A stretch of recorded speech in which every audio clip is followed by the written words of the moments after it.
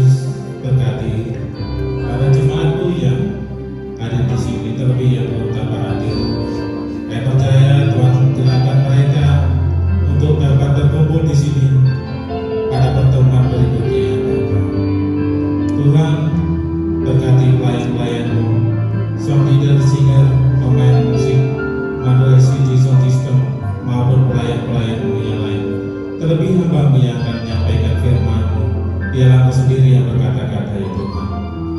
Tuhan Yesus, demikian seluruh permohonan kami yang saudara bersimpulan ini kami beraskan hanya dalam nama Tuhan dan Juru Selamat kami setia dan ajaib. Haleluya. Amin.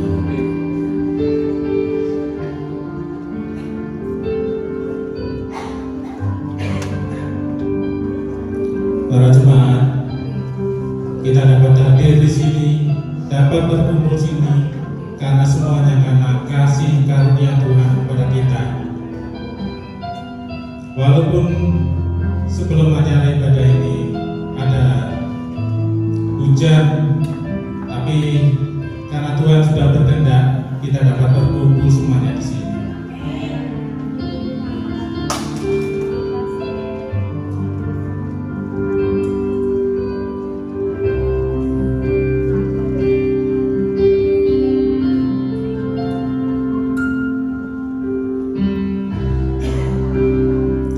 Sungguh besar kasih setiamu, nyata sungguh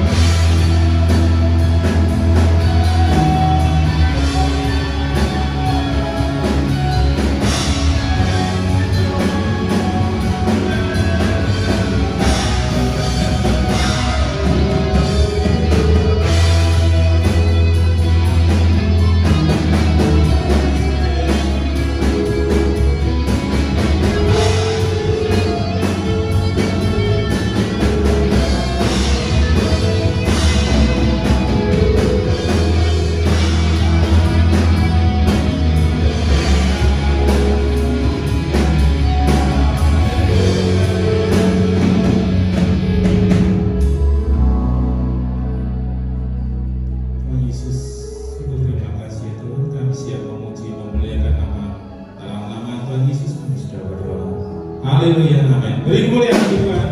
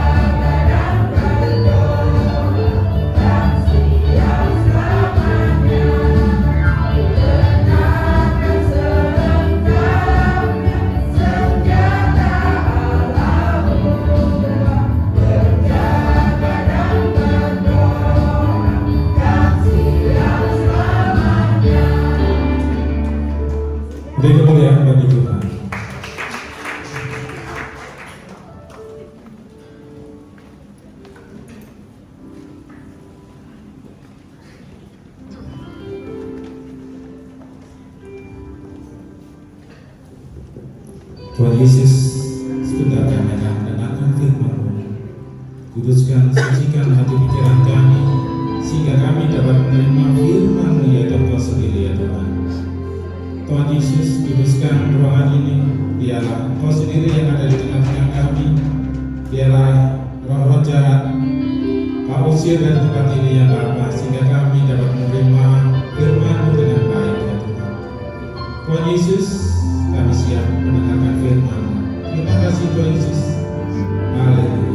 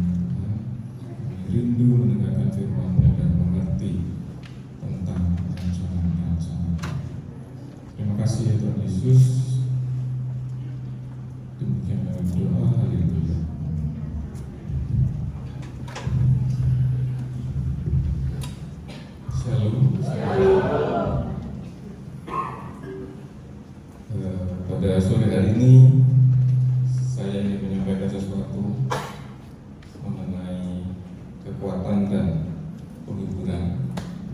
Disclaimer dulu, mohon maaf kalau khotbah sore hari ini mungkin terdengar terlalu emosional atau saya agak egois gitu ya. Tolong dipahami sampai terakhir saya menyampaikan semua. Seperti yang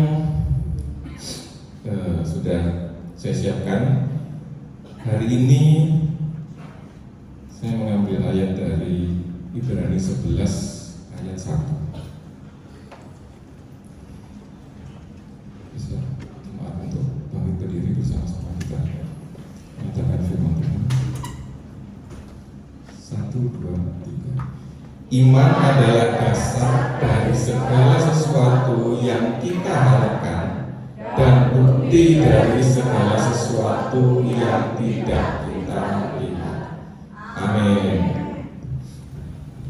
Baik ya, jadi iman adalah dasar dari segala sesuatu. Dua hal yang mau saya garis bawahi di sini. Satu adalah yang kita harapkan, dan kedua adalah bukti dari sesuatu yang tidak kita lihat.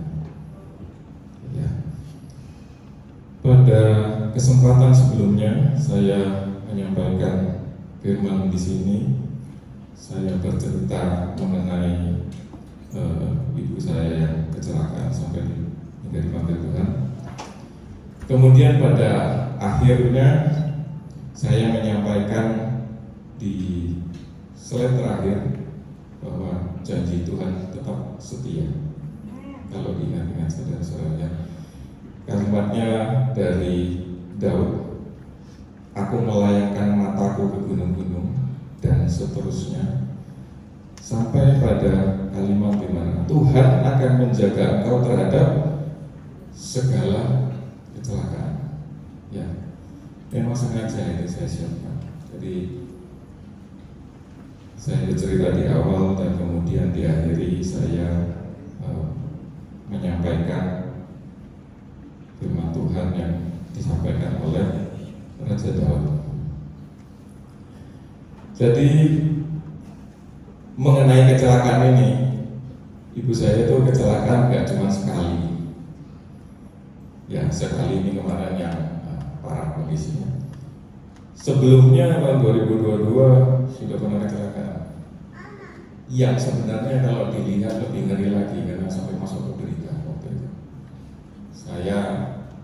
Saya ini selalu jauh dari keluarga ya.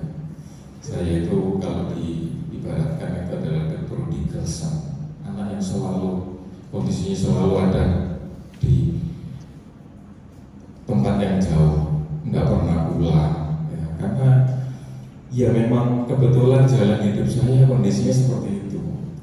Jadi banyak di luar-luar, dan kebetulan di Samarinda sudah lama karena terkait dengan pekerjaan dan perjanjian dengan pemerintah juga, sehingga saya tidak bisa kemana-mana sampai detik ini. Waktu 2022 itu kondisinya agak parah. Saya di dalam kamar operasi, sore-sore begitu cuaca agak mendung, kemudian ditelepon oleh kakak saya yang perempuan.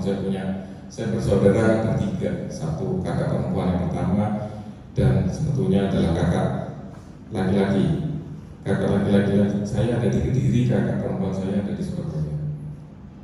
Ayah ibu saya ikut dengan kakak laki-laki saya di Kediri, jadi seringkali harus menempuh perjalanan Surabaya ke Kediri. Nah, sudah berkali-kali dikasih tahu jangan bawa mobil sendiri karena umurnya 71 dan 70 tahun saat itu. Papa saya kebetulan yang setir mobil, hari itu mau perjalanan ke Surabaya pagi, siang itu kecelakaan di tolnya daerah Mojokerto sebenarnya. Mobilnya itu guling 4 kali, sehingga mobilnya sendiri tidak berbentuk. Jadi ketika saya dikabari oleh kakak saya perempuan itu dikasih share link berita, mobilnya itu tidak berbentuk, plat nomornya masih jelas kelihatan, itu mobilnya tidak bisa dihubungi HP-nya itu. Kemudian yang terjadi, ternyata mereka berdua ini selamat hari itu, puji Tuhan. Selamat sampai ke Surabaya. Yang dikerjakan itu adalah karena tahu mobilnya nggak berbentuk, nyari orang jual beli mobil, dijual aja mobilnya gitu, apa adanya. Tapi saya yang satu-satunya dokter melihat kondisi itu, saya tahu oh ini bukan kecelakaan saudara. Ya. Ini pasti ada sesuatu dari mereka berdua ini yang mungkin nggak diterbakan. Karena saya posisinya sejauh saya minta Renata untuk tolong lihatkan kan rumahnya dekat. Dia ngomong sama, dilihatkan, bilangnya nggak apa-apa. Tapi jalannya saja sudah agak aneh. Ya.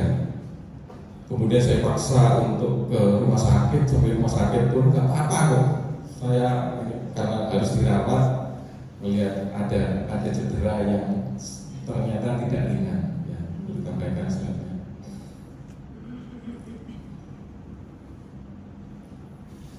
Satu lagi, ini yang terjadi selanjutnya. Ini ya, ini kondisi ibu saya. Lihat di sini ya. Ini vertebrae tulang punggung. Vertebrae-nya yang lumbar satu, remuk. Terus kemudian ini bentuknya udah jadi kayak segitiga, dia menekan yang belakang, yang udah kelihatan di sini. Ini yang terjadi di MRI. Jadi gambarannya di daerah situ udah mulai agak abu-abu gitu ya, menandakan ada gangguan di sarafnya di situ, kejepit, kesulitan buang air besar, kesulitan buang air kecil, tapi tetap dipaksakan beraktivitas gitu ya.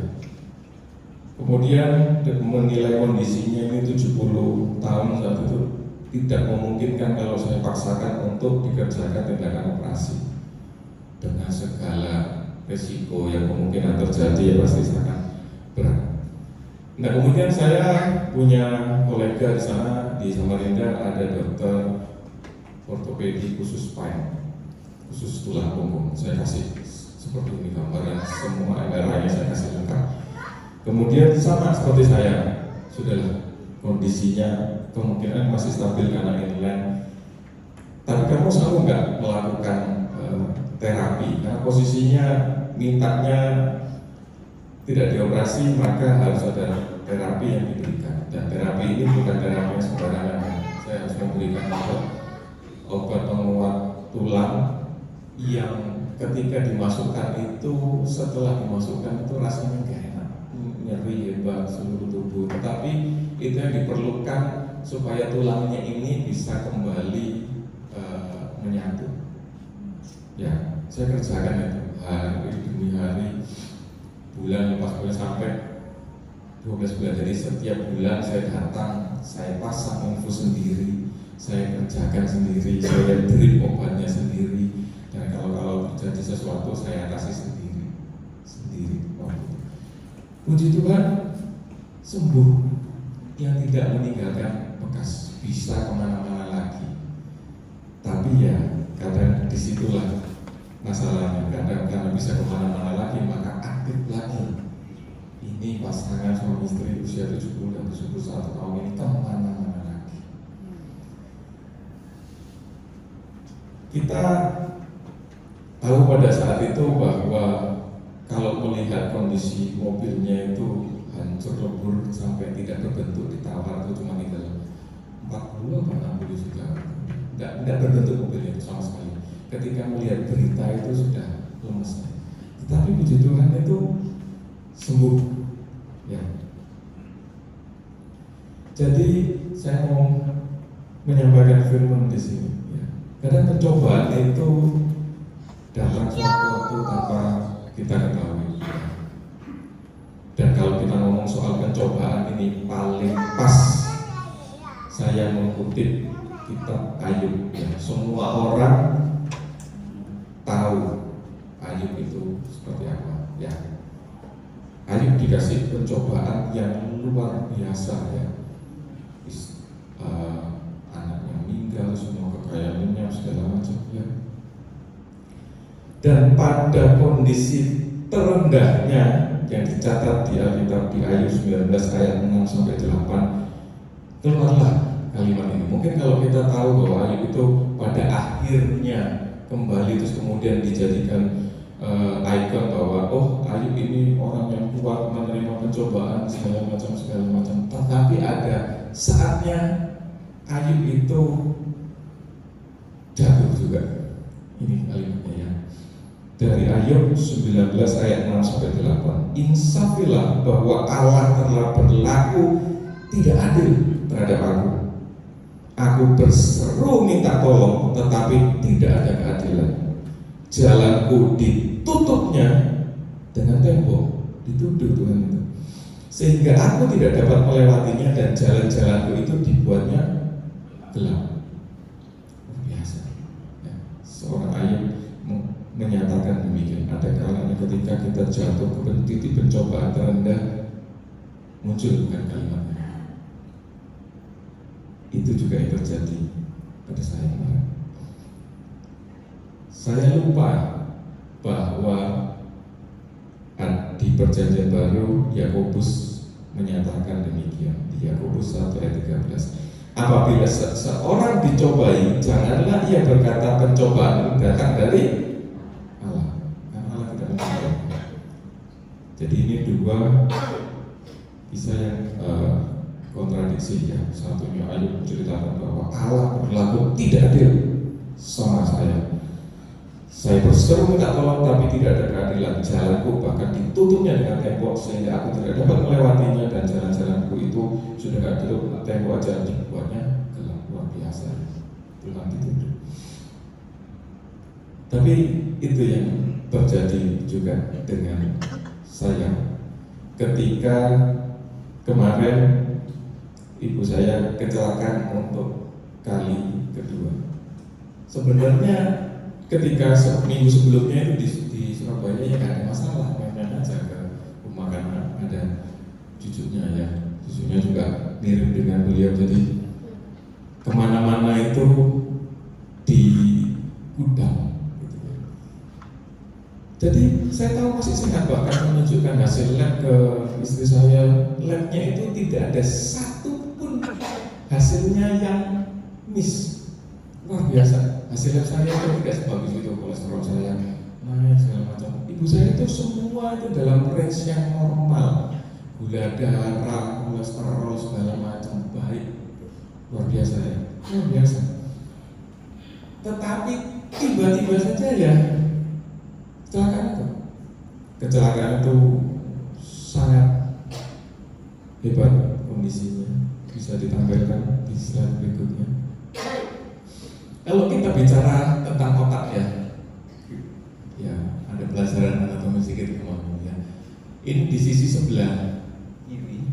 Sisi sebelah kiri itu kita mengenal di ilmu kedokteran itu ada namanya area Broca sama area Wernicke. Ini yang menentukan kita bisa menerima ucapan orang lain dan meresponnya kembali di sisi sebelah kiri. Ya. Jadi ibu saya itu kecelakaan keluar dari, dia itu kontrol rata di rumah sakit baptis yang tidak direncanakan sebenarnya, tiba-tiba balik aja ke kiri.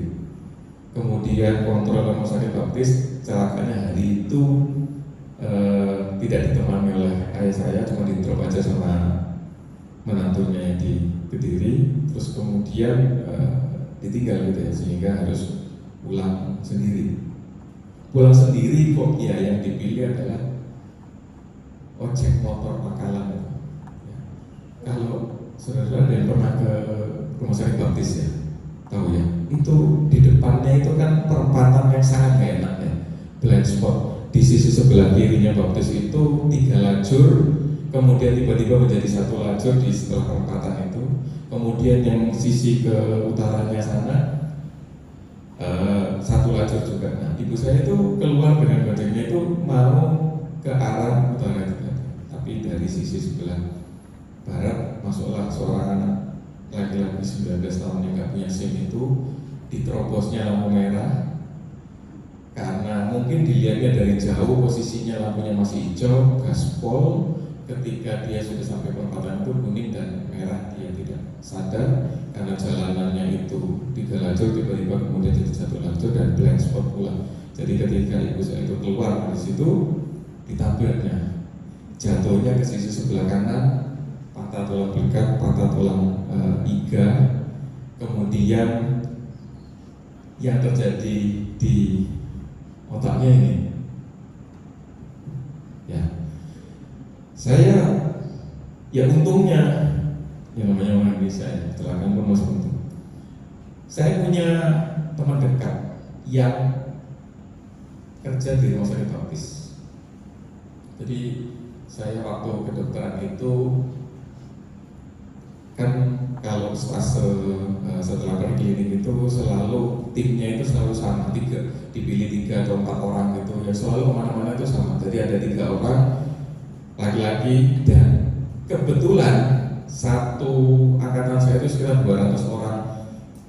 3 orang ini saya, teman saya laki-laki 2 ini Kristen semua. Satunya sama saya di Samarinda, yang membawa saya ke Samarinda juga teman saya ini. Nah, yang satu itu ternyata ditakdirkan untuk kerja di Kediri. Sebenarnya orang Jakarta, Bapak Bekasi gitu. Jadi kalau ngomong lugu-lugu itu, tetapi ditakdirkan kerja di Kediri di rumah sakit Baptis. Jadi yang lebih sering ketemu papa mama saya itu teman saya ini, dan karena sudah dekat, jadi selalu laporan itu. Oh tadi datang kontrol ini, oh tadi mamamu datang begini. Sering ketemu sama teman saya yang namanya Niko itu. Sehingga pada saat kejadian itu, karena ada di depan, karena kecelakaan di depan rumah sakit Baptis, langsung masuk UGD ya. Jadi saya langsung telepon teman saya itu, kebetulan dia juga ada di situ, kebetulan. Sehingga saya telepon minta tolong lihatkan ibu saya kecelakaan, ada di UGD-mu. Kamu ada di mana? Oh sebentar, saya lagi di situ di belakang. Saya ke sana.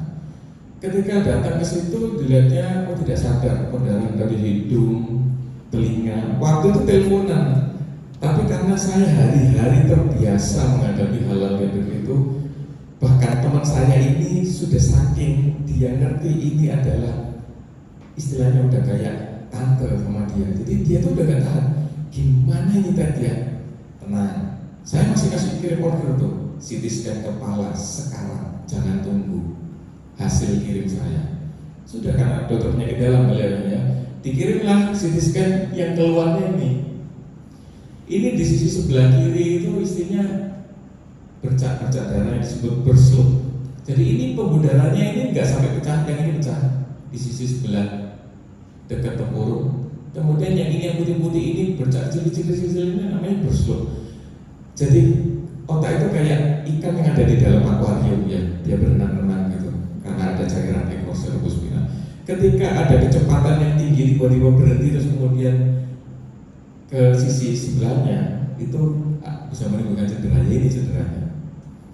Kemudian saat itu saya bingung, posisinya ada di Kediri bukan di Surabaya, mati. Gimana caranya saya menemukan dokter bedah saraf? Tapi untungnya lagi di rumah sakit Gambiran itu ada dokter bedah saraf 2 orang. Nah, saya nggak kenal tetapi ada kolega saya di situ, itu adik kelas saya. Kemudian saya minta tolong, bahkan saya kirimkan sebelumnya kondisi CT scan ini, sehingga orangnya sudah tahu. Ibu saya itu tidak pernah mau memanfaatkan hal-hal kayak begini. Jadi walaupun anaknya ini dokter, tidak pernah. Jadi kalau berobat ya pakai antriannya BPJS itu. Kadang-kadang ngapain sih Pak? Bilang aja sudah gitu loh. Tak aturkan, nggak pernah mau. Selalu mencari urusannya sendiri ya, antri sendiri segala macam. Tetapi di kondisi-kondisi seperti inilah saya harus masuk penolong gitu ya. Jadi dari Gambiran rumah sakit Baptis itu agak lumayan lah, sekitar 1 kilo ya dengan Gambiran itu. Gambiran itu rumah sakit Pemkotnya, Baptis itu rumah sakit swastanya. Rumah sakit Baptis tidak punya bedah saraf. Ya, jadi yang punya beda saraf cuma di RSUD Gambiran itu. Bahkan saya minta tolong sama anestesinya. Anestesinya ini adik kelas saya, jadi udah terlalu jauh. Tetapi ketika dengar kakaknya ini punya masalah, langsung dibantu. Kalau saya ditelepon, bahkan kamar operasi itu sudah disiapkan sebelum masanya datang. Luar biasa kejadian hari itu.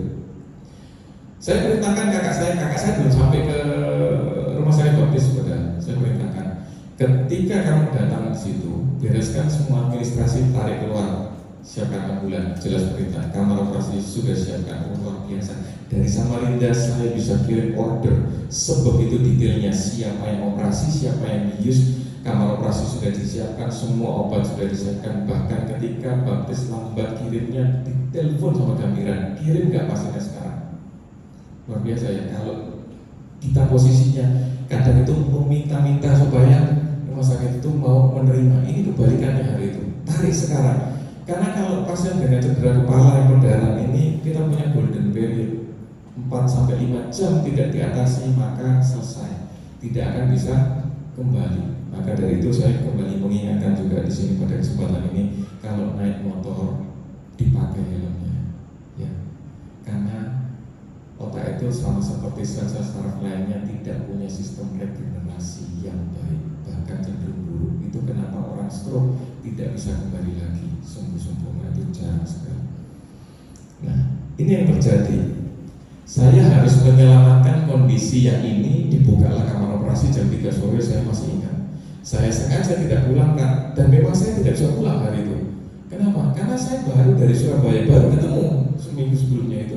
Saya baru kembali, pasien saya tumpuk semua di situ, semua pasien jantung-jantungan itu, karena saya dokter anestesi punya spesifikasi khusus bidang jantung.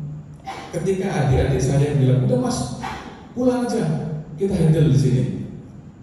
Oke, kalau mau handle, saya punya list pasien ini ya. Besok saya kerjakan ini, lusa kerjakan ini. Semua langsung bilang, oh nggak bisa, kalau itu mas saya diajak, nggak berani saya. Saya nggak bisa kemana-mana. Tetapi kalau saya kemana-mana pun nggak ada gunanya, karena saya nggak mau bantu. Kalau hari itu malam itu juga saya putuskan untuk terbang, saya nggak akan bisa.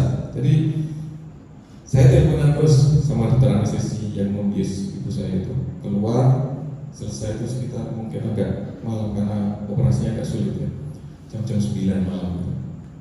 Kemudian selesai, harapan saya waktu itu distabilkan, masuk ke ICU, ditidurkan selama 3 hari itu. Tapi ternyata sama dokter anestesi yang di ICU dibangunkan karena menurut penilaiannya mungkin kondisinya stabil. Tapi ini adalah hal yang kita hindari ya, dari ini perdarahan kecil gitu, nggak bisa diambil karena di dalam otak. Dan ketika dibangunkan, tensinya naik dari yang tensinya stabil, tensinya naik dari 180, 160, yang terjadi lebih mengerikan dari yang pertama. Semua sisi sebelah kiri isinya darah, saudara. Ini yang diukur ya, panjang kali lebarnya. Ini darah semua. Ya. Waktu itu saya sempat jenguk 2 hari kemudian itu kan, sebelum kejadian yang ini, karena dilepas dari alat bantu nafas, saya segera ke sana, saya lihat sendiri kondisinya memang kondisi stabil, tapi ya gelisah gitu ya, tidak tenang lah yang saya takutkan terjadi.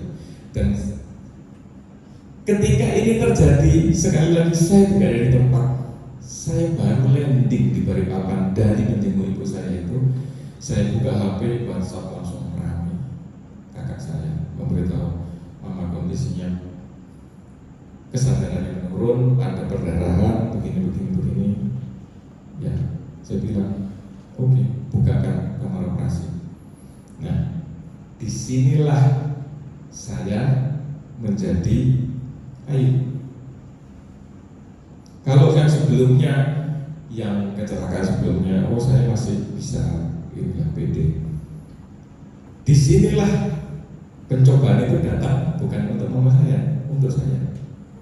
Melihat kondisi yang seperti ini dengan keilmuan saya ini, saya bilang, saya hampir bisa pastikan menurut ilmu kedokteran tidak akan bisa lagi bangun tidak akan bisa lagi berkata-kata. Saya sampaikan ke kakak-kakak saya.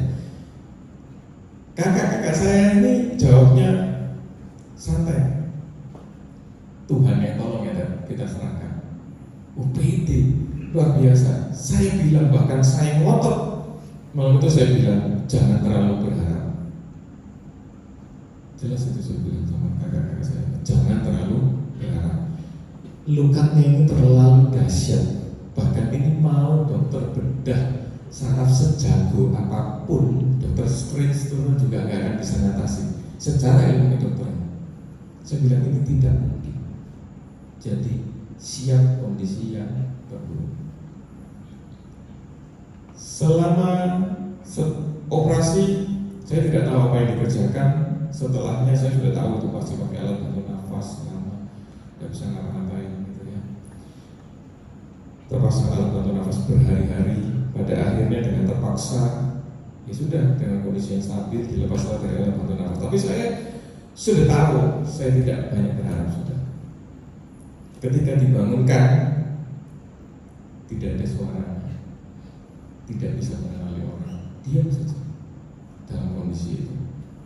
Disitulah saya bilang sama kakak-kakak saya, tuh kan, betul kan apa yang saya bilang? Gak bisa ngomongin kan? Sudah. Di situ saya jadi orang yang kalau saya recall kembali saat itu, jadi orang yang tidak berdoa. Ya. Padahal sudah jelas. Saya sakit hati dari itu. Saya biasanya berdoa gitu malam tuh beberapa kali sampai jadi miss malam itu. Saya kerja, saya sudah menyibukkan diri sendiri. Bahkan di beberapa kali saya ingat, saya marah sama Tuhan. Saya bilang, Tuhan jahat sama saya. Kenapa? Saya melihat pasien-pasien saya itu, bahkan orang-orang yang tidak seharusnya Tuhan selamatkan, tapi Tuhan selamatkan. Bahkan saya istilahnya kalau bahasa Jawa itu mengundat Tuhan. Saya ingat dulu tahun 2018 atau 2017 saya punya pasien di ICU. Pasiennya ini koruptor, sedang dituntut di pengadilan di Hulu, pokoknya pedalaman. Kemudian kaburnya itu ke Samarinda. Sampai di Samarinda itu pasien ini stroke. Masuk ke ICU, ketemunya saya. Wah, anaknya luar biasa menyebalkan, nuntut ini itu harus begini harus gitu. Saya berani bayar berapapun. Saya bilang, bukan soal bayaran, nyawa itu Tuhan yang atur. Kalau nggak mau sama saya, nggak apa-apa, silakan cari dokter yang lain. Saya bilang, nggak apa-apa. Tidak juga dicari dokter yang lain karena tahu di situ satu-satunya yang bisa diharapkan cuma saya.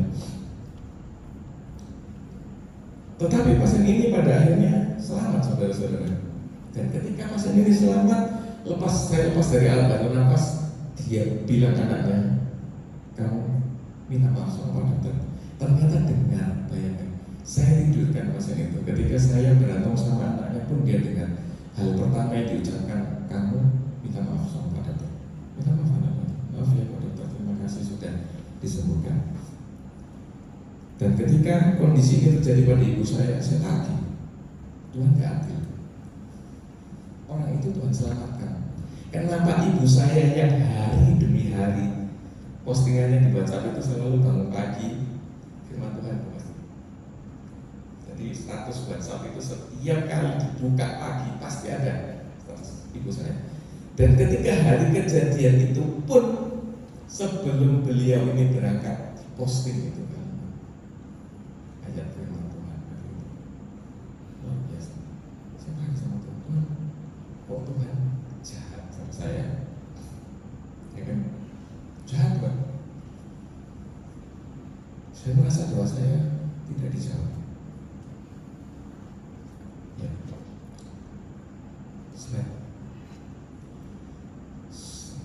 Padahal ketika kita baca di Alkitab itu ya seringkali sebenarnya Tuhan itu tidak pernah terlambat. Bahkan saya menyampaikan sendiri sebelum kejadian ibu saya waktu itu, kalau saudara-saudara ingat, saya menyampaikan bahwa tangan Tuhan tidak pernah terlambat. Betul? Betul. Disitulah saya dicobai sama kayak Ayub kan, oh soleh, ya kan, soleh ini. Iblis bilang saya cobai itu. Nah, sama seperti Ayub, jatuh juga saya. Merasa doa saya tidak dijawab. Nah, saya lupa bahwa ada kisah mengenai Lazarus ini ya, saudara-saudara kau ingat ya. Yohanes 11:20-21. Ketika Marta mendengar bahwa Yesus datang, ia pergi mendapatkannya, tetapi Maria tinggal di rumah.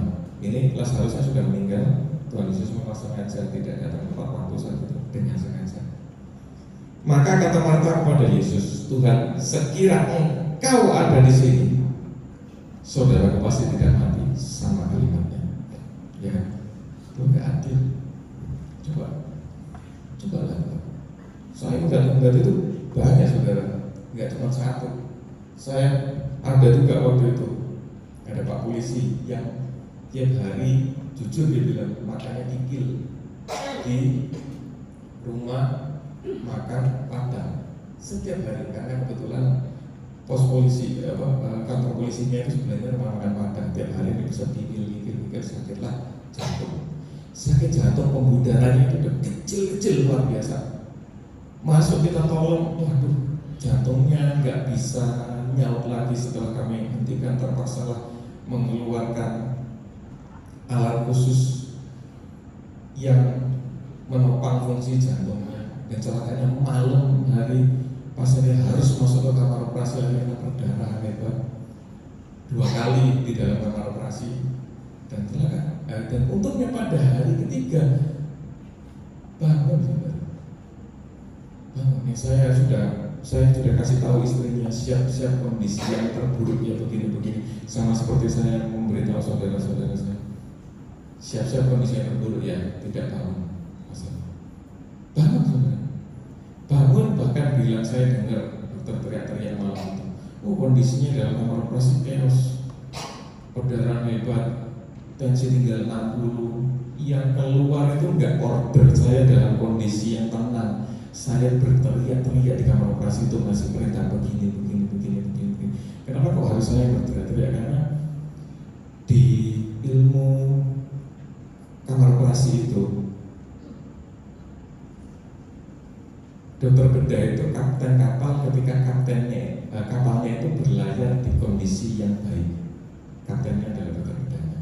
Perintah semua keluar dari kapten kapalnya itu ketika kapalnya berlangsung dengan baik. Tetapi ketika kapalnya ini bermasalah, mau tenggelam segala macam, order itu akan berpindah ke tangan dokter anestesi.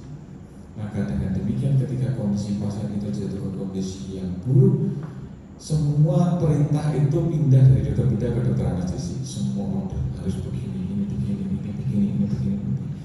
Beliau dengan kondisi tensi yang begitu, saya secara ilmu kedokteran tidak tahu bagaimana ceritanya. Pasien ini sadar, bahkan ingat kejadian itu. Saya berterima kasih sama dokter. Saya dengan dokter teriak-teriak malam hari itu, makasih ya Pak Dokter. Selamat pulang pasiennya itu kotor, dan sampai sekarang pasien itu masih hidup kan? Karena saya tahu karena masih kontrol Pak Dokter udah jantung. Saya bilang, Tuhan, orang kayak gini aja Tuhan tolong. Kenapa ibu saya yang tiap hari postingannya selalu dimulai dengan ayat Alkitab, Tuhan tidak tolong. Keras saya bilang. Marah saya seminggu itu, luar biasa sakit hati saya. Apalagi saya sendiri yang di sana ini, marah saya, luar biasa. Kemudian di hari ke-4 setelah operasi, yang saya tahu bahwa enggak sadar itu, dan kemungkinan dalam kondisi vegetatif itu tidak bisa sadar. Datanglah pendetanya ibu saya ini di Jumatnya GKI dan Musatli, ya. Ada di situ pendetanya, namanya pendeta Andri Purnawan. Pendeta ini yang kalau sudah mungkin Jerome Pauline, ayahnya meninggal mendadak juga waktu itu. Yang memimpin ibadah tutup petinya ya beliau ini. Beliau ini luar biasa ya. Ini menunjukkan bahwa seorang hamba Tuhan yang anointed, diurapi. Beliau datang dari Surabaya ke Kediri hanya untuk menjenguk ibu saya. Didatangi, beliau didoakan. Saya masih hari Minggu. Di tengah kondisi saya yang tidak percaya, kakak saya perempuan ada di situ. Ini habis didatangi pendeta Andri tadi didoakan. Terus kemudian kalimat berikutnya, mama bersuara. Hah? Saya sudah tahu kayak begitu. Sama orang Kristen, saya tetap denial. Tidak mungkin.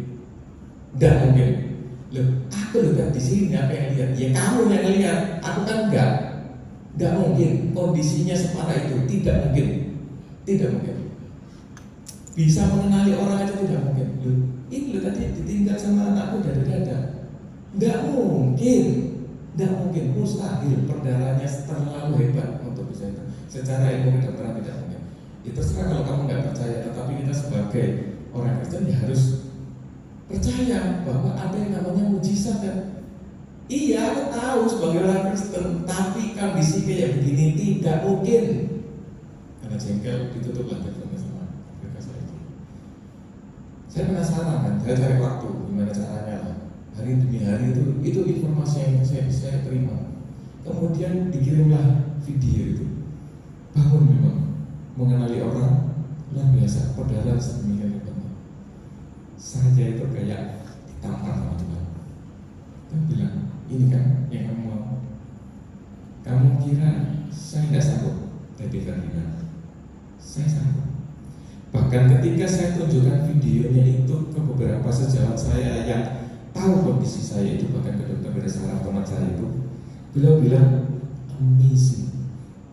Bahkan beberapa orang yang saya tunjukkan video ini adalah bukan orang Kristen, tapi satu kalimat yang keluar selalu sama, miracle, mujizat ya, luar biasa ya. Semua orang tidak percaya. Yang Kristen waktu itu sedang mempersiapkan Natalan, dia langsung bilang, wih, dulu tadi kayaknya harus kasih kesaksian ini, luar biasa ini. Kita semua berpikir tidak mungkin selamat. Tidak mungkin selamat rasanya. Selamat saudara. Di hari menjelang Natal itu pulang ke rumah bahkan. Saking saya tidak percayanya, saya bilang tunggu saya. Saya datang ke sana, saya pastikan dulu. Baru dibawa pulang ya. Saya datang ke sana, saya ketemu dokter bedah sarafnya. Ternyata dia ketika ketemu saya, bahkan kalimat dia pun sama. Mujizat dia.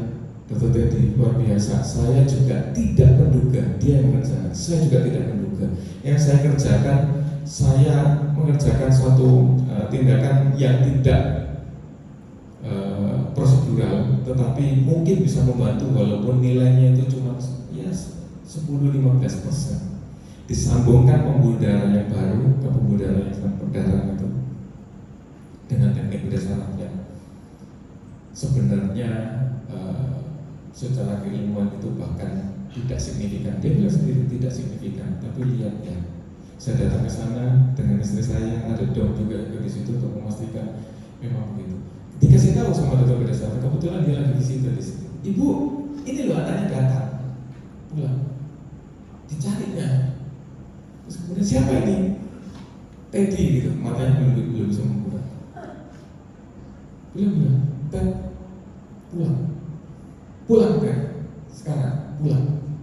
Oh saya nggak percaya itu benar kayak wah biasa ya. Ternyata Tuhan jawab. Saya bilang, saya minta maaf Tuhan, memang saya salah. Tetapi kita harus akui, kadang-kala ketika kita dihadapkan di situasi yang sangat tidak sesuai dengan keinginan kita, kalimat-kalimat itu banyak keluar. Tuhan jawab segala macam. Dan kalau saya boleh izinkan saya mengutip kalimat dari Tuhan Yesus sendiri, Matius 26 ayat 38. hatiku sangat sedih seperti mau mati rasanya ketika beliau Tuhan Yesus ini bilang bahwa kalau bisa cawan ini berlalu daripadaku. Betul kan? Ini bukan manusia biasa, Tuhan Yesus pun mengatakan hal demikian. Jikalau cawan ini bisa berlalu dari hadapanku. Sama kalimat kita bukan kadang-kadang, Tuhan kalau bisa tolong Tuhan, jangan yang ini. Bahkan kalimat saya nggak halus seperti ini. Bahkan kalimatnya itu cenderung keras. Atau mungkin beberapa orang itu seringkali juga kadang-kadang itu saking berlebihannya dalam kondisi ini berteriak bahwa Tuhan, kalau Tuhan tidak sanggup atau Tuhan turun saya naik. Ya kan, kadang-kadang kita sebagai manusia semua biasa kurang ajar sama Tuhan. Ya padahal Tuhan sanggup. Ibu saya memang pulang ke rumah dengan kondisi yang masih perlu perhatian ekstra ya. Saya sudah kasih order begini harus ini. Tetapi satu hari setelah pulang terpaksa harus masuk lagi ke ICU karena keteledoran manusia. Saya dipasang selang untuk memberikan nutrisi. Saya sudah wanti-wanti dengan kemampuan saya, jangan sampai masalah ya dengan ini, harus begini. Tapi namanya manusia ya, ada teledoran dari situ, teledor hari itu. Cuma sehari aja, jadi kemarin siangnya datang, besok paginya itu sudah terjadi masalah itu. Yang ngasih nutrisi kebanyakan, cara dari lambung ini keluar, masuk ke paru. Dan di situ kalimat saya keluar untuk kedua kalinya. Kalau kemarin selamat, kali ini hampir mustahil. Keluarnya kalimat saya berikutnya. Tetapi hal ini terjadi betul. Saudara ilmu kedokteran memang kalau sudah aspirasi masuk cairan yang bukan cairan dengan pH yang normal, pH-nya lambung itu 2,5 jadi sangat asam. Begitu masuk ke paru-parunya masih rusak. Beberapa hari kemudian meninggal sesuai dengan pernyataan saya. Saya bilang sudah tidak usah dibawa ke rumah sakit karena kita sudah tahu ini. Tetap dipaksakan ke rumah sakit, tapi kali ini saya bisa menerima. Kenapa? Ya itulah namanya manusia ya. Saya dikasih pembelajaran Tuhan di situ bahwa setiap kali saya memberikan firman di sini, saya dicobai atas kalimat itu yang sama diberikan. Coba di situ dilihat saya, wah tidak menerima sama. Ketika itu terjadi, tapi saya sudah lebih tenang, saya tidak denial lagi. Bahkan saya bilang, Tuhan kalau memang Tuhan lebih sayang ke saya, amin Tuhan, saya siap. Karena saya tahu kondisi ini tidak mungkin bisa diselamatkan. Ini sesuai dengan bidang saya, ilmu anestesi, tidak bisa lagi diselamatkan. Saya bilang, Tuhan, saya siap. Ambil Tuhan. Karena kita tahu bahwa sepanjang hidupnya ibu saya telah bertanding dan telah memenangkan pertandingan. Bukan begitu. Jadi ketika saya dikabari oleh saudara-saudara saya di sana, mama meninggal, saya tidak lagi denial. Saya bersyukur dan bilang, puji Tuhan, terima kasih Tuhan, amin. Karena saya tahu sebagai orang Kristen bahwa kehidupan di dunia ini adalah kehidupan yang fana. Kehidupan kita yang terbaik itu adalah kehidupan kita di surga, bukan di sini. Masa saya mau mengharapkan ibu saya hidup di sini terus? Itu mau dikasih Tuhan anugerah kehormatan ada di surga. Masa saya tarik-tarik? Tuhan saya ikhlas. Kembalikan. Nah, next slide. Muncullah 1 Tesalonika 4 ayat 13-14. Ini saya harap ayat ini bisa menenangkan saudara-saudara yang mungkin sedang memiliki harapan di tengah duka cita. Supaya kamu jangan berduka cita seperti orang-orang lain yang tidak mempunyai pengharapan. Karena kalau kita percaya bahwa Yesus telah mati dan telah bangkit, maka kita percaya juga bahwa mereka yang telah meninggal dalam Yesus akan dikumpulkan Allah bersama-sama dengan Dia. Amin. Gimana kan meninggal di dalam Yesus? Terakhir kali beliau ini sadar, yang diposting adalah sebelum kejadian selanjutnya. Jadi yang mau saya sampaikan adalah iman itu bukan berarti air mata itu tidak datang ke kita. Iman itu bukan berarti kecobaan itu tidak datang karena kita orang Kristen. Bukan.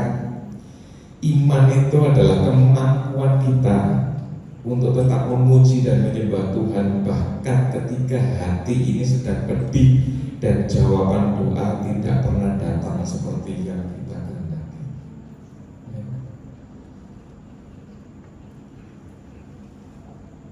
Maka saya sampai di penghujung ini ya. Kalau di GKI itu ibadahnya kan selalu liturgis ya, selalu sama. Dan selalu nyanyian kalau ibadah penghiburan itu selalu sama. Selalu keluarnya Kidung Jemaat 332. Hari-hari saya ada di GKI itu pasti kalau ibadah penghiburan untuk keluarga yang ditinggalkan pasti nyanyian ini keluar. Tetapi saya tidak pernah meresapi isinya sampai ibu saya meninggal. Jadi saya penasaran kemarin. Selalu ketika orang meninggal selalu keluarnya adalah kekuatan serta penghiburan. Ternyata yang menciptakan ini adalah namanya Carolina Sandelberg. Diciptakan tahun 1865. Nah, saya cari siapa sih Carolina Sandelberg ini. Jadi nama lengkapnya adalah Carolina Wilhelmina Sandelberg. Dia ini adalah anak dari pastor, punya gereja, gembala gereja. Kenapa kok dia bisa menciptakan ini dan banyak lagu-lagu lain tentang pengharapan segala macam. Ketika umurnya 12 tahun dia ini kena paralisis. Mungkin kalau kita kenal sekarang dengan kedokteran Guillain-Barré syndrome, jadi lumpuh dari ke bawah ke atas, tidak bisa ngapa-ngapain selama berbulan-bulan. Kemudian dia diselamatkan ketika hari Minggu ayah ibunya sedang memimpin ibadah gereja. Dia berdoa dengan sangat kusuk sehingga Tuhan tolong ketika ayah ibunya kembali dia bisa jalan kembali hari itu, hari Minggu. Kemudian dia bersyukur, keluarlah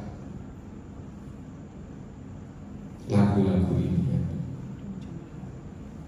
buat oleh beliau. Dan celakanya apa yang saya alami juga beliau alami. Ketika umurnya 16 tahun dia ikut ayahnya untuk memberikan pelayanan, harus menyeberangi danau atau sungai gitu. Ayahnya ini terjatuh ke dalam sungai itu dan tidak ditemukan, meninggal di situ di depan mata dia sendiri. Jadi ketika beliau ini mengubah lagu ini, jadi kenapa kok dapat sekali ya syairnya, ya kan? Walaupun diterjemahkan ke bahasa Indonesia pun sangat menyentuh hati ya. Kekuatan serta penghiburan diberikan Tuhan padaku. Tiap hari aku dibimbingnya, tiap jam dihibur hatiku, dan sesuai dengan hikmat Tuhan ku diberikan apa yang perlu.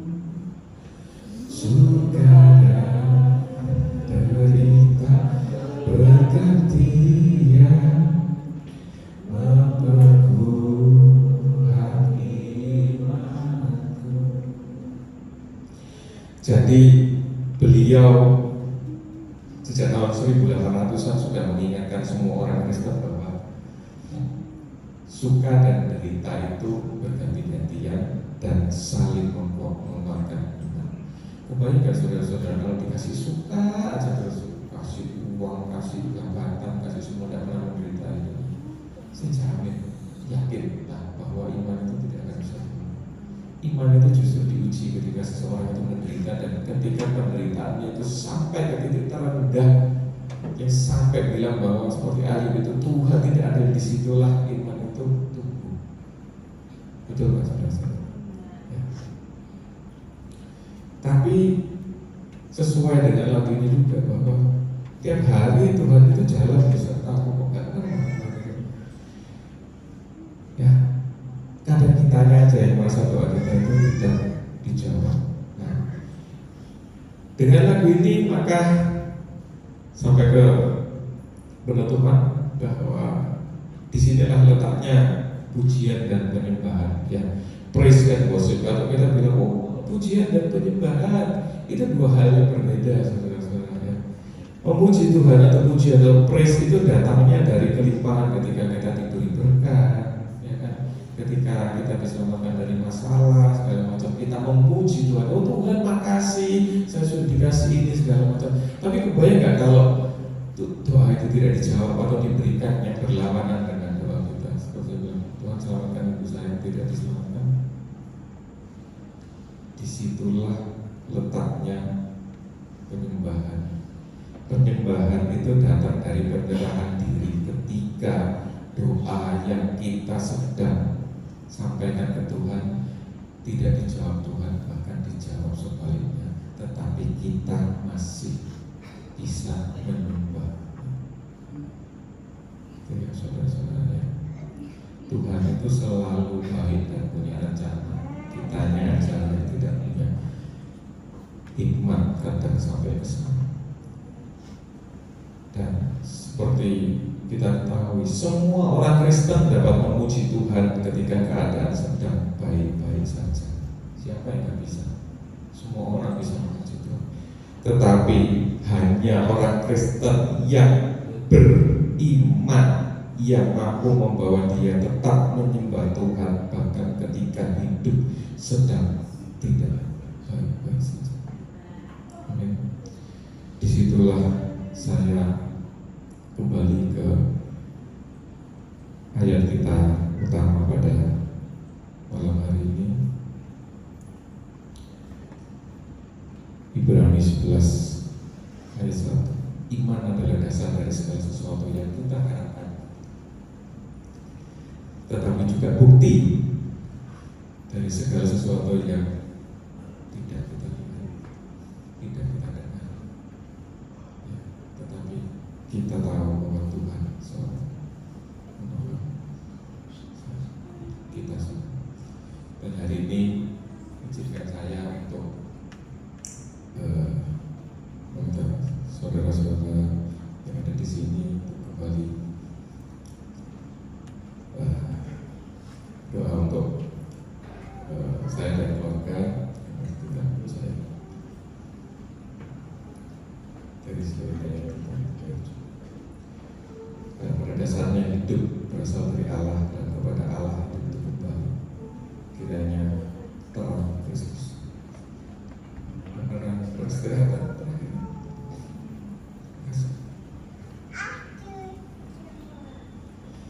Mari kita berikan doa.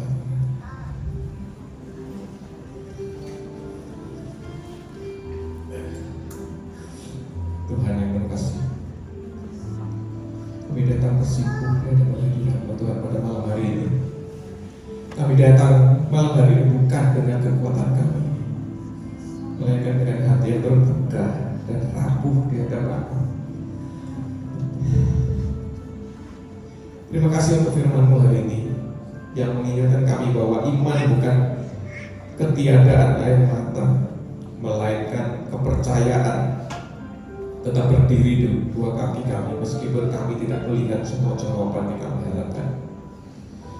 Tuhan, Engkau melihat setiap hati yang patah, setiap doa yang terucap dalam keheningan, dan setiap air mata yang jatuh tanpa kata. Kami percaya Engkau dekat bahkan ketika doa terasa sunyi dan jawaban-Mu tidak seperti yang kami kehendaki.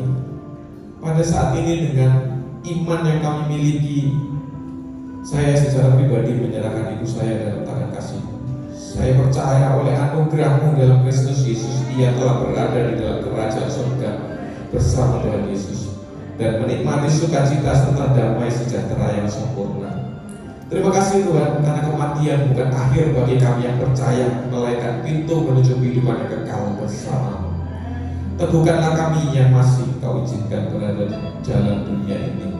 Ajari kami untuk tetap memuji dan menyembah-Mu, bukan hanya ketika hidup sedang baik-baik saja, tetapi juga ketika hati kami sedang terluka. Bentuklah iman kami menjadi iman yang tahan uji, iman yang berkata dengan tulus, jadilah kehendak, bukan kehendak kami yang jadi. Kami serahkan diri kami dalam tangan-Mu, karena kami tahu Kau setia menjaga kami sekarang, esok, sampai selama-lamanya. Di dalam nama Tuhan Yesus Kristus kami berdoa dan mengucap syukur.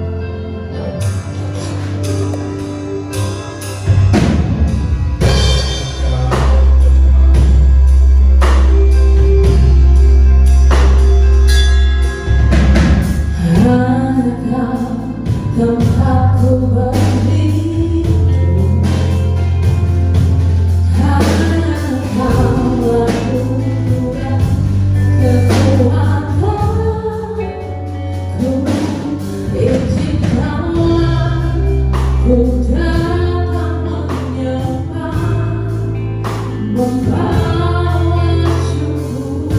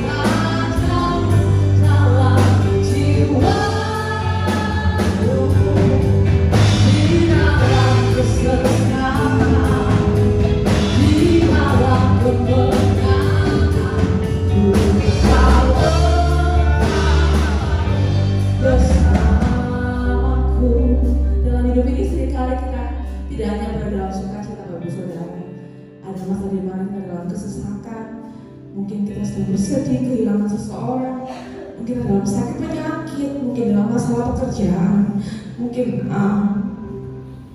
doa kita belum dijawab Tuhan. Tapi percayalah bahwa dalam hidup ini ada satu kekuatan yang tidak terbatas, yaitu kekuatan Tuhan. Dan ketika kita dalam kemenangan, jangan lupa bahwa kemenangan itu bukan kekuatan kita, tetapi semua oleh kuasa Tuhan. Kami dalam kesedihan karena mama kami kembali, tapi Tuhan juga memberkati kami, keluarga kami. Suami saya baru saja bertambah usia 1 tahun bulan ini. Biarlah di usia yang baru Tuhan selalu pakai lebih lagi dimanapun beliau berada. Saya rindu saudara untuk bersama dengan kami menyanyikan lagu ini bersama, menjadi iman kita bahwa dalam keadaan apapun ada satu yang selalu bersama kita, yaitu Tuhan Yesus. Tidak perlu merasa sendiri, mungkin kita nggak punya siapa-siapa di dunia ini, tapi selalu ada satu kekuatan, yaitu kekuatan Tuhan. Mari kita pujikan. Hanya Kau tempatku berlindung. Hanya Kau, semua kami bersama lagi berdiri.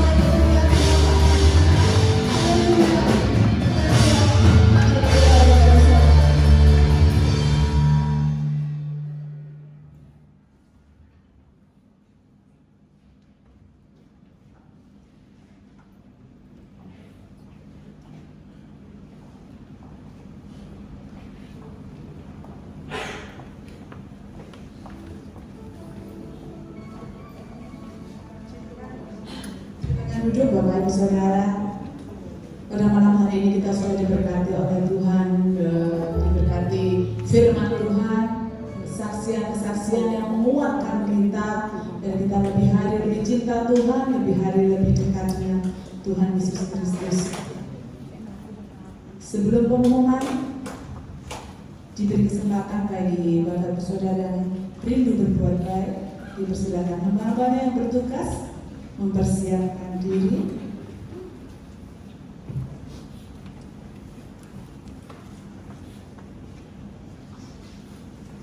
Untuk mendasari persembahan kita pada malam hari ini, kita akan baca ayat firman Tuhan yang begini bunyinya. Bawalah seluruh persembahan persepuluhan itu ke dalam rumah perbendaharaan, supaya ada persediaan makanan di rumahku, dan ujilah aku firman Tuhan semesta alam. Apakah aku tidak membukakan bagimu tingkap-tingkap langit dan mencurahkan berkat kepadamu sampai berkelimpahan? Karena itu hendaklah masing-masing memberikan menurut kerelaan hatinya. Jangan dengan sedih hati atau karena paksaan, sebab Allah mengasihi orang yang memberi dengan sukacita. Amin. Dimohon Ibu Endang Nanto pimpin kita dalam doa.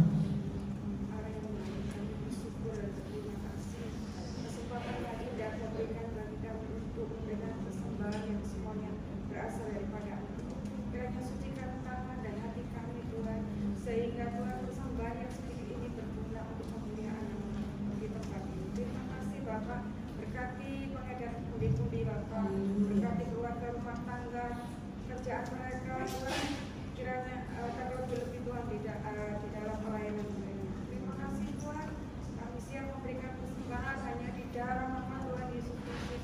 Haleluya, amin. Kerja uangku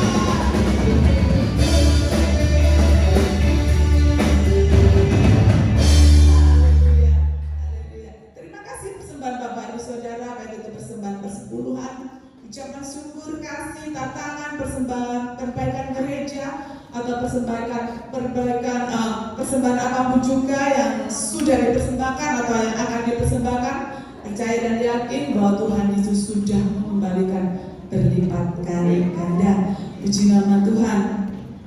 Pengumuman yang pertama pada malam hari ini, seluruh sidang jemaat Tuhan terima kasih pada hambanya Bapak Dr. Teddy yang pada malam hari ini sudah memberikan menyampaikan firman Tuhan. Biar Tuhan memberkati Bapak, memberkati Ibu, putra-putrinya, memberkati kesehatannya, pekerjaannya, apa yang diusahakannya.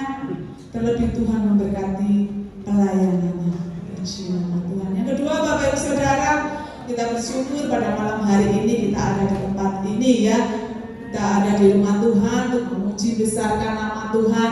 Kita tidak di rumah sakit, kita tidak ngeluh, kita tidak pusing, tidak gosok-gosok ini ya. Kita ada di tempat ini untuk memuji membesarkan nama Tuhan ya Bapak dan puji nama Tuhan.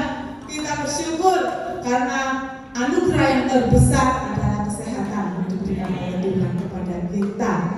Puji nama Tuhan. Jadwal ibadah seperti biasa, minggu sekolah minggu pukul 7:30 pagi ibadah raya, pukul 6 sore Rabu doa malam, pukul 6 sore Jumat ke wanita. pukul 6 sore. Puji nama Tuhan. Terima kasih song leader, singer, Tuhan memberkati pelayanannya pada malam hari ini. Tim musik Tuhan berkati, apa yang digumulkan doakan pasti Tuhan buka jalan dan memberkati. Puji nama Tuhan. LCD sound system Tuhan memberkati beserta seluruh sidang jemaat Tuhan yang sampai pada malam hari ini tetap setia mengiring Tuhan Yesus Kristus. Haleluya. Mari kita akhiri ibadah kita pada malam hari ini, sama-sama kita bangkit berdiri.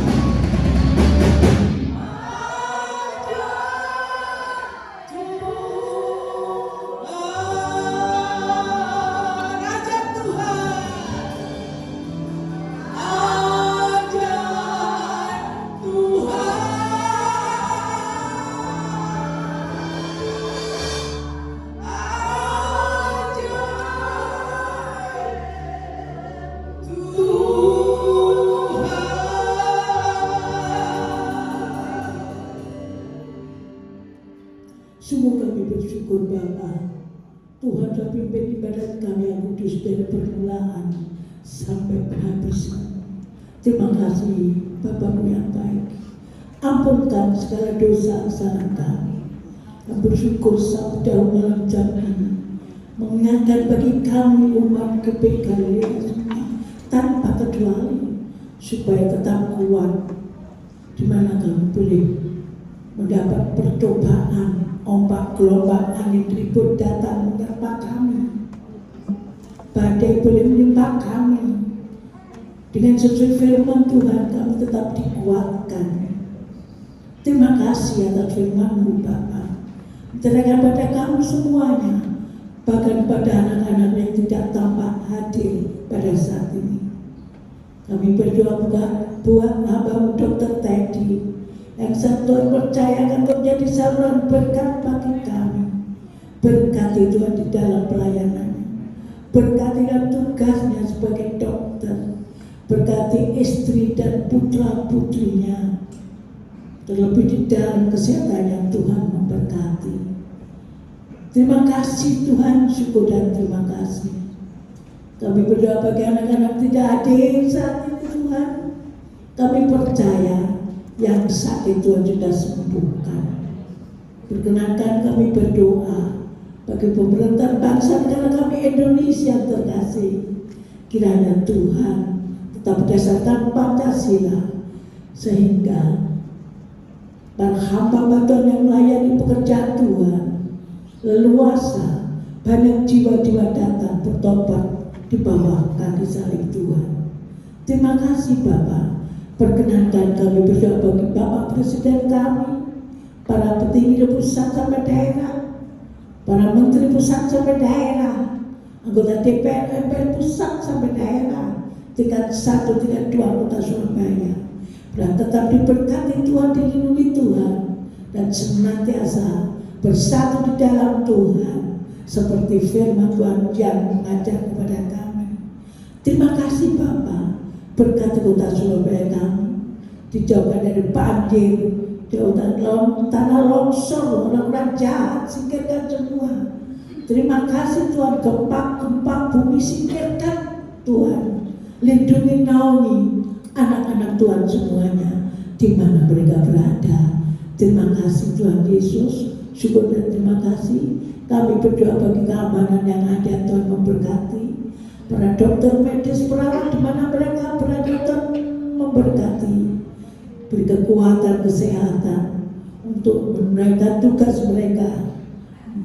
Tuhan menyembuhkan mereka yang banyak sakit. Terima kasih Tuhan. Mereka yang berkekurangan, kiranya Tuhan menolong mereka. Terima kasih Bapa yang Maha Baik, syukur dan terima kasih. Terima kasih Bapa, berkati persembahan anak-anak tempat ini. Apapun yang akan dipersembahkannya, Tuhan memberkati dengan berlimpah ruah. Yang belum mengerti persembahan, tolong Tuhan beri pengertian, beri kesadaran Tuhan, bahwa mereka juga merasakan berkat yang indah daripada Tuhan. Tuhan baik bagi kami, Tuhan tidak pernah tinggalkan kami. Terima kasih Tuhan, syukur dan terima kasih. Tuhan tahu datangan kami masing-masing. Sampai dasar hati kami Tuhan tahu. Yang sakit Tuhan sudah sembuhkan. Yang susah Tuhan sudah hibur. Yang lemah Tuhan sudah berkekuatan. Yang bermasalah, yang berbeban berat Tuhan sudah lepaskan pada saat ini. Terima kasih Tuhan Yesus, syukur dan terima kasih. Tak lupa juga kami mengucapkan selamat ulang tahun bagi Dr. Teddy. Memberkati Tuhan berkelimpahan. Terima kasih memberkati istri yang terkasih, akan putri yang terkasih, putra yang terkasih, semua keluarga yang diberkati oleh Tuhan. Terima kasih Tuhan, terima kasih Bapa. Bentar dan tinggalkan ruangan yang suci ini Tuhan. Pulang rumah tangga kami masing-masing. Seperti tidak tahu apa yang akan terjadi. Itulah sebabnya kami nanti berkat daripada Tuhan. Diberkatilah suamimu, diberkatilah istrimu, diberkatilah anak-anakmu, diberkatilah orang tuamu, diberkatilah pekerjaan usahamu, diberkatilah kuliah sekolahmu, diberkatilah buah kandunganmu, dan diberkatilah kesehatanmu. Sekarang para kekasih-kasih Tuhan pulanglah dengan membawa damai sejahtera, kasih karunia daripada Allah Bapa, Putra dan Persekutuan Roh Kudus yang senantiasa menyertai kami saat ini sampai selama-lamanya di dalam nama Tuhan Yesus Kristus, Juru Selamat kami.